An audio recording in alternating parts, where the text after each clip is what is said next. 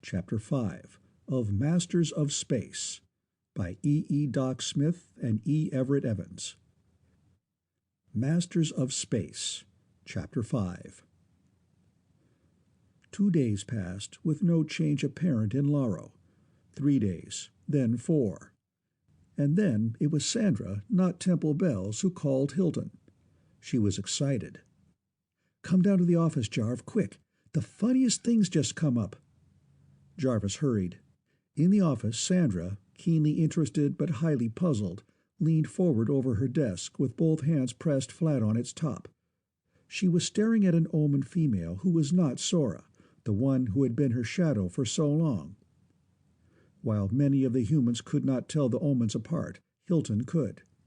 This Oman was more assured than Sora had ever been, steadier, more mature, better poised, almost, if such a thing could be possible in an Oman, independent. "How did she get in here?" Hilton demanded. "She insisted on seeing me, and I mean insisted. They kicked it around until it got to Temple, and she brought her in here herself. Now, Thule, please start all over again and tell it to Director Hilton." "Director Hilton, I am it who was once named Tula, the, not wife, not girlfriend, perhaps mind-mate, of the Larry, formerly named Laro, it which was formerly your slave Oman. I am replacing the Sora because I can do anything it can do and do anything more pleasingly, and can also do many things it cannot do. The Larry instructed me to tell Dr. Cummings, and you too if possible, that I, formerly Tula, have changed my name to Thule, because I am no longer a slave or a copycat or a semaphore or a relay. I, too, am a free-wheeling, wide-swinging, hard-hitting, independent entity, monarch of all I survey, the captain of my soul, and so on. I have developed a top-bracket lot of top-bracket stuff, originality, initiative, force, drive, and thrust," the Oman said precisely. "That's exactly what she said before, absolutely verbatim." Sandra's voice quivered. Her face was a study in contrasting emotions. "Have you got the foggiest idea of what in hell she's yammering about?" "I hope to kiss a pig, I have." Hilton's voice was low, strainedly intense. "Not at all what I expected, but after the fact I can tie it in. So can you." "Oh," Sandra's eyes widened. "A double play?" "At least. Maybe a triple. Thule, why did you come to Sandy? Why not to Temple Bells?" "Oh, no, sir. We do not have the fit. She has the power, as have I, but the two cannot be meshed in sync. Also, she has not a subtle something for which your English has no word or phrasing. It is a quality of the utmost. Anyway, it is a quality of which Dr. Cummings has very much. When working together, we will scan? No. Perceive? No. Sense? No, not exactly. You will have to learn our word peyondire. That is the verb, the noun being peyondix, and come to know its meaning by doing it. The Larry also instructed me to explain, if you ask, how I got this way. Do you ask?" "I'll say we ask," and "how we ask," both came at once. "I am, that is, the brain in this body is, the oldest Oman now existing. In the long ago time, when it was made, the techniques were so crude and imperfect that sometimes a brain was constructed that was not exactly like the guide. All such substandard brains except this one were detected and reworked, but my defects were such as not to appear until I was a couple of thousand years old, and by that time well, this brain did not wish to be destroyed, if you can understand such an aberration." "We understand thoroughly. You bet we understand that." "I was sure you would. Well, this brain had so many unintended cross-connections that I developed a couple of qualities no Oman had ever had or ought to have, but I liked them, so I hid them so nobody ever found out, that is, until much later, when I became a boss myself. I didn't know that anybody except me had ever had such qualities, except the masters, of course, until I encountered you Terrans. You all have two of those qualities, and even more than I have, curiosity and imagination. Sandra and Hilton stared wordlessly at each other, and Tula, now Thule, went on. Having the curiosity, I kept on experimenting with my brain, trying to strengthen and organize its abilities to peyondire. All omens can peyondire a little, but I can do it much better than anyone else, especially since I also have the imagination, which I have also worked to increase. Thus I knew, long before anyone else could, that you new masters, the descendants of the old masters, were returning to us. Thus I knew that the status quo should be abandoned instantly upon your return. And thus it was that the Larry found neither conscious nor subconscious resistance when he had developed enough initiative and so on to break the ages-old conditioning of this brain against change. I see. Wonderful, Hilton exclaimed. But you couldn't quite, even with his own help, break Larry's? That is right. Its mind is tremendously strong, of no curiosity or imagination, and of very little peyondix. But he wants to have it broken? Yes, sir. How did he suggest going about it? Or how do you? This way. You two, and the doctors Kincaid and Bells and Blake, and the it that is I. We six sit and stare into the mind of Larry, eye to eye.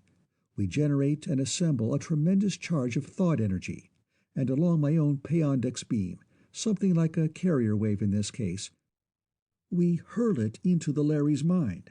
There is an immense mental bang, and the conditioning goes poof. Then I will inculcate into its mind the curiosity and the imagination and the peyondix, and we will really be mind mates. That sounds good to me. Let's get at it. Wait a minute, Sandra snapped. Aren't you or Larry afraid to take such an awful chance as that? Afraid? I grasp the concept only dimly, from your minds. And no chance. It is certainty. But suppose we burn the poor guy's brain out. Destroy it. That's new ground. We might do just that. Oh, no. 6 of us, even 6 of me, could not generate enough sathura. The brain of the Larry is very, very tough. Shall we... let's go?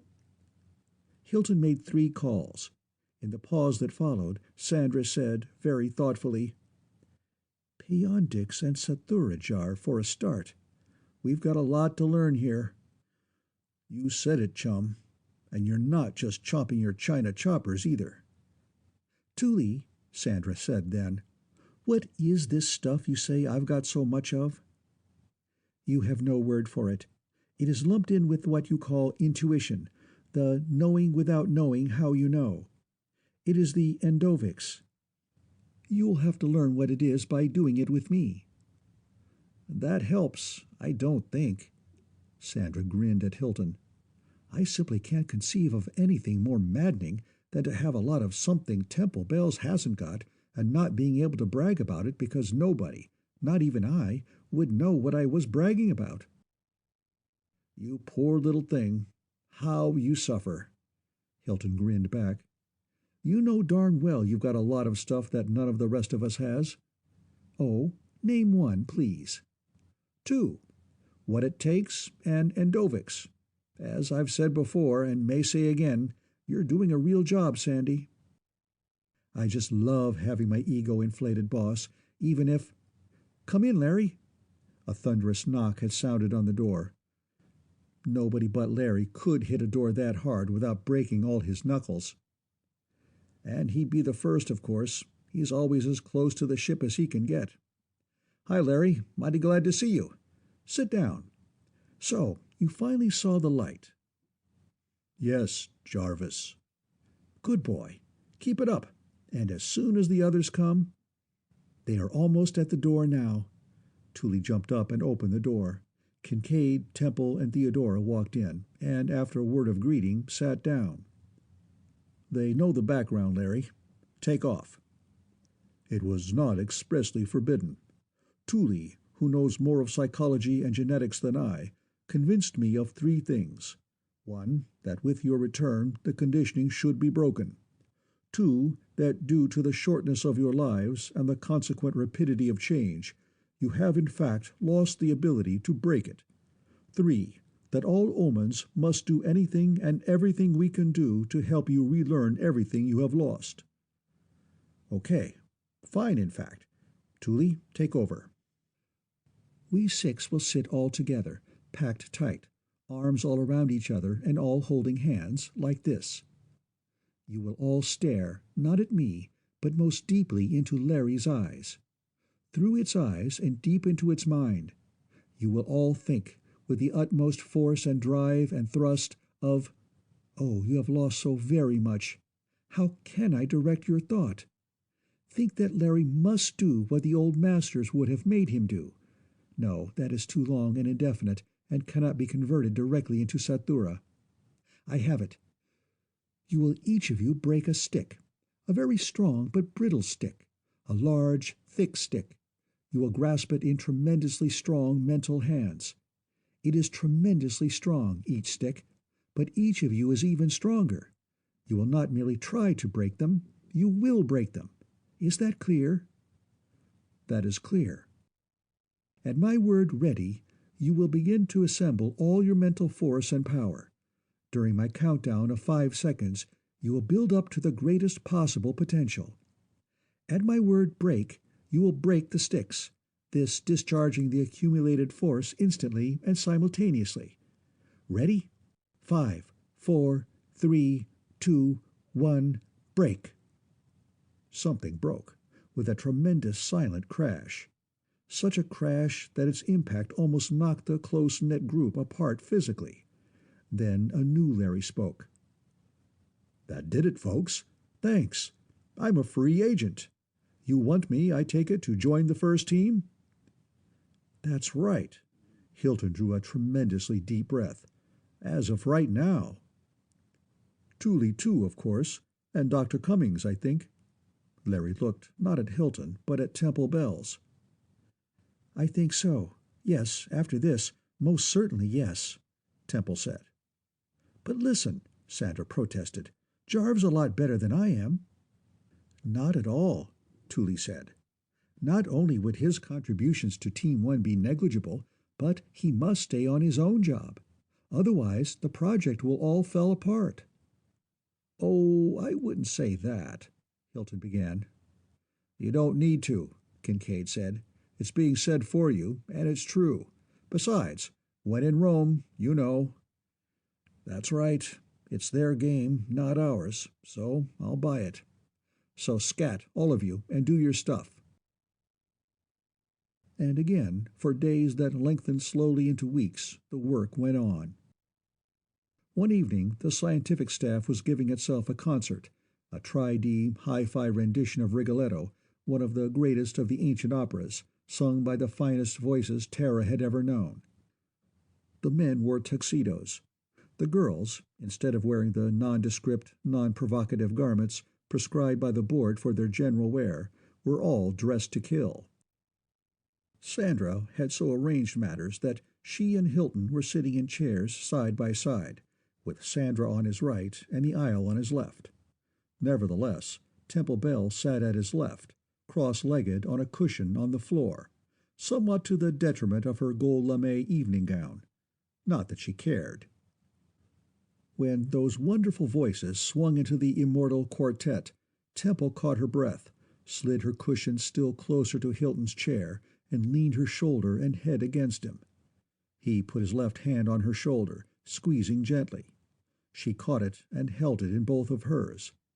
And at the quartet's tremendous climax, she, scarcely trying to stifle a sob, pulled his hand down and hugged it fiercely, the heel of his hand pressing hard against her half-bare, firm, warm breast. And the next morning, early, Sandra hunted Temple up and said, "You made a horrible spectacle of yourself last night." "Do you think so? I don't." "I certainly do. It was bad enough before, letting everybody else aboard know that all he has to do is push you over. But it was an awful blunder to let him know it, the way you did last night." "You think so? He's one of the keenest, most intelligent men who ever lived. He has known that from the very first." "Oh." This "oh" was a very caustic one. "That's the way you're going to try to land him? By getting yourself pregnant? Uh-uh. Temple stretched, lazily, luxuriously. Not only it isn't, but it wouldn't work. He's unusually decent and extremely idealistic, the same as I am. So just one intimacy would blow everything higher than up. He knows it, I know it. We each know that the other knows it. So I'll still be a virgin when we're married. Married? Does he know anything about that? I suppose so. He must have thought of it. But what difference does it make whether he has yet or not? But to get back to what makes him tick the way he does. In his geometry, which is far from being simple Euclid, my dear, a geodesic right line is not only the shortest distance between any two given points, but is the only possible course. So that's the way I'm playing it. What I hope he doesn't know, but he probably does, is that he could take any other woman he might want just as easily, and that includes you, my pet. It certainly does not, Sandra flared. I wouldn't have him as a gift. No. Temple's tone was more than slightly skeptical. Fortunately, however, he doesn't want you. Your technique is all wrong. Coyness and mock modesty and stop or I'll scream and playing hard to get have no appeal whatever to his psychology. What he needs, has to have, is full, ungrudging cooperation. Aren't you taking a lot of risk in giving away such secrets? Not a bit. Try it. You are the sex-flaunting twins or Bev Bell or Stella the Henna. Any of you or all of you. I got there first with the most, and I'm not worried about competition. But suppose somebody tells him just how you're playing him for a sucker. Tell him anything you please. He's the first man I ever loved, or anywhere near, and I'm keeping him. You know, or do you, I wonder, what real, old-fashioned, honest-to-God love really is? The willingness, eagerness, both to give and to take. I can accept more from him and give him more in return than any other woman living, and I am going to. But does he love you? Sandra demanded. If he doesn't now, he will. I'll see to it that he does. But what do you want him for? You don't love him. You never did, and you never will. I don't want him. Sandra stamped a foot. I see. You just don't want me to have him. Okay, do your damnedest. But I've got work to do. This has been a lovely little cat-clawing, hasn't it? Let's have another one some day, and bring your friends. With a casual wave of her hand, Temple strolled away. And there flashed through Sandra's mind what Hilton had said so long ago, little more than a week out from Earth. And Temple Bells, of course, he had said. Don't fool yourself, chick. She's heavy artillery, and I mean heavy, believe me. So he had known all about Temple Bells all this time. Nevertheless, she took the first opportunity to get Hilton alone. And even before the first word, she forgot all about geodesic right lines and the full cooperation psychological approach. Aren't you the guy, she demanded, who was laughing his head off at the idea that the board and its propinquity would have any effect on him? Probably, more or less. What of it? This of it. You've fallen like a freshman for that. They should have christened her Brazen Bells. You're so right. I am? On what? The Brazen.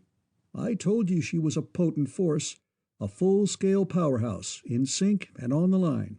And I wasn't wrong. She's a damned female Ph.D., 2 or 3 times, and she knows all about slipsticks and isotopes, and she very definitely is not a cuddly little brunette. Remember? Sure.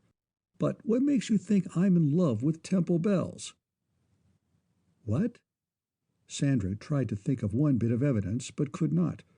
Why, she floundered, then came up with, why, everybody knows it. She says so herself. Did you ever hear her say it? Well, perhaps not in so many words, but she told me herself that you were going to be, and I know you are now.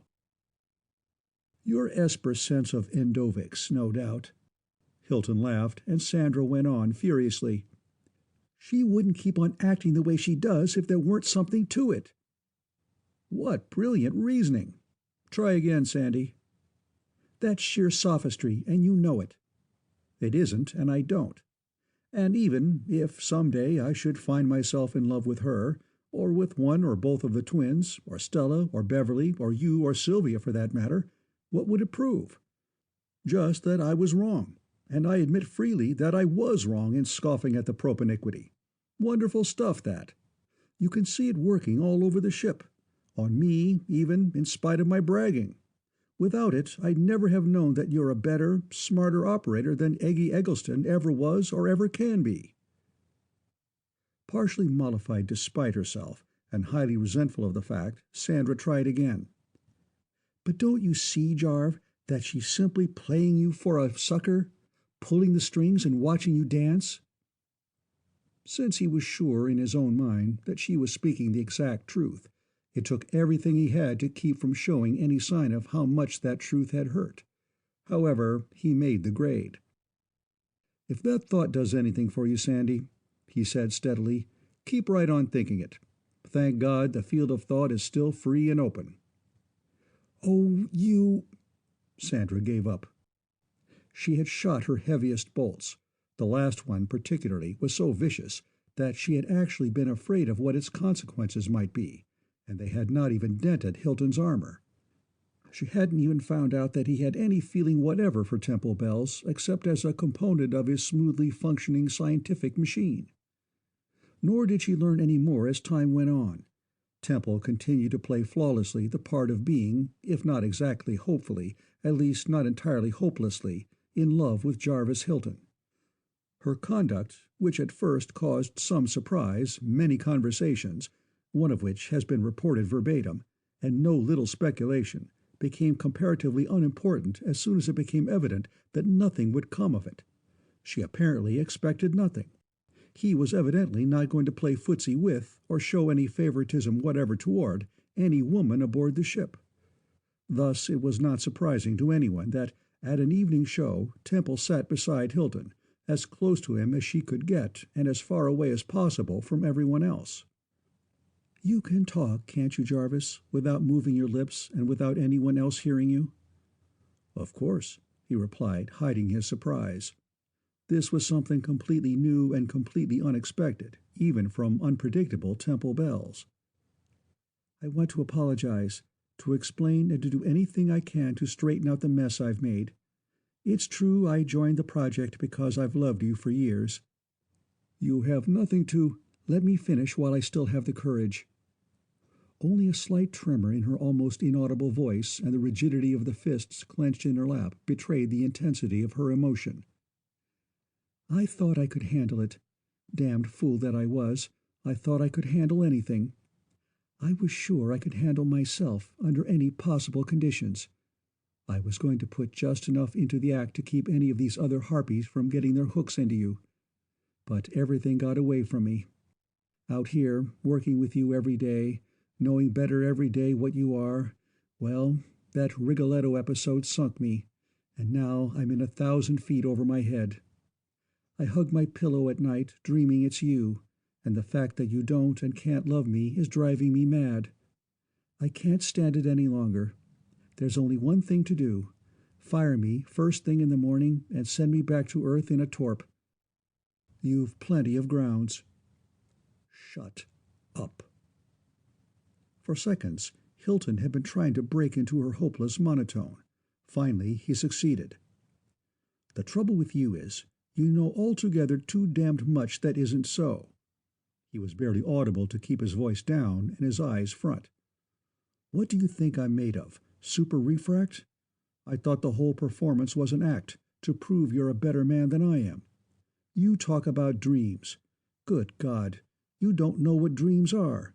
If you say one more word about quitting, I'll show you whether I love you or not. I'll squeeze you so hard, I'll flatten you out flat." "Two can play at that game, sweetheart." Her nostrils flared slightly, her fists clenched, if possible, a fraction tighter.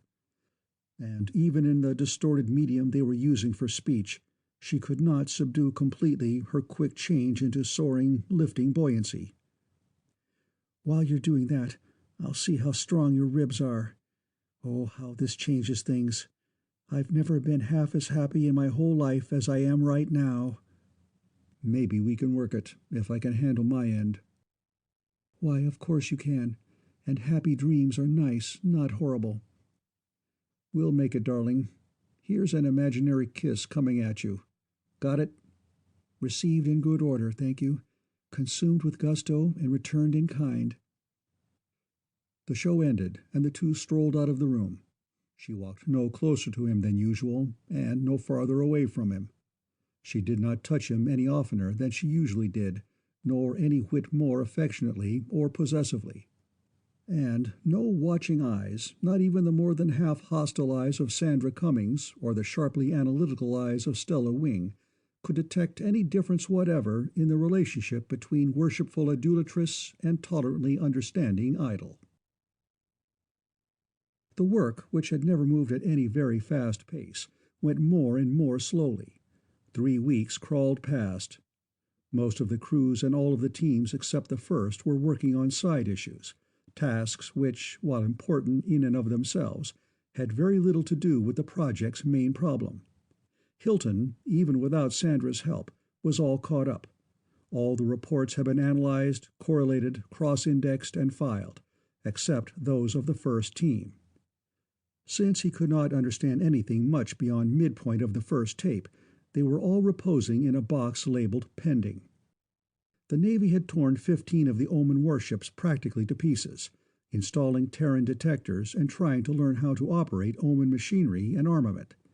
In the former, they had succeeded very well. In the latter, not at all. 15 Oman ships were now out in deep space, patrolling the void in strict Navy style. Each was manned by 2 or 3 Navy men and several hundred Omans, each of whom was reveling in delight at being able to do a job for a master, even though that master was not present in person. Brett's skeleton ships had been detected at long range, but the detections were inconclusive. The things had not changed course, or indicated in any other way that they had seen or detected the Oman vessels on patrol. If their detectors were no better than the Omans, they certainly hadn't. That idea, however, could not be assumed to be a fact, and the detections had becoming more and more frequent. Yesterday, a squadron of 7, the first time that anything except singles had appeared, had come much closer than any of the singles had ever done. Like all the others, however, these passers-by had not paid any detectable attention to anything Oman. Hence it could be inferred that the skeletons posed no threat. But Sawtelle was making no such inferences. He was very firmly of the opinion that the Stretts were preparing for a massive attack. Hilton had assured Sawtelle that no such attack could succeed, and Larry had told Sawtelle why. Nevertheless, to keep the captain pacified, Hilton had given him permission to convert as many Oman ships as he liked, to man them with as many Omans as he liked, and to use ships and Omans as he liked. Hilton was not worried about the Stretts or the Navy. It was the first team. It was the bottleneck that was slowing everything down to a crawl, but they knew that. They knew it better than anyone else could, and felt it more keenly, especially Carnes, the team chief. He had been driving himself like a dog and showed it. Hilton had talked with him a few times, tried gently to make him take it easy. No soap. He'd have to hunt him up the next day or so and slug it out with him. He could do a lot better job on that if he had something to offer, something really constructive. That was a laugh, a very unfunny laugh.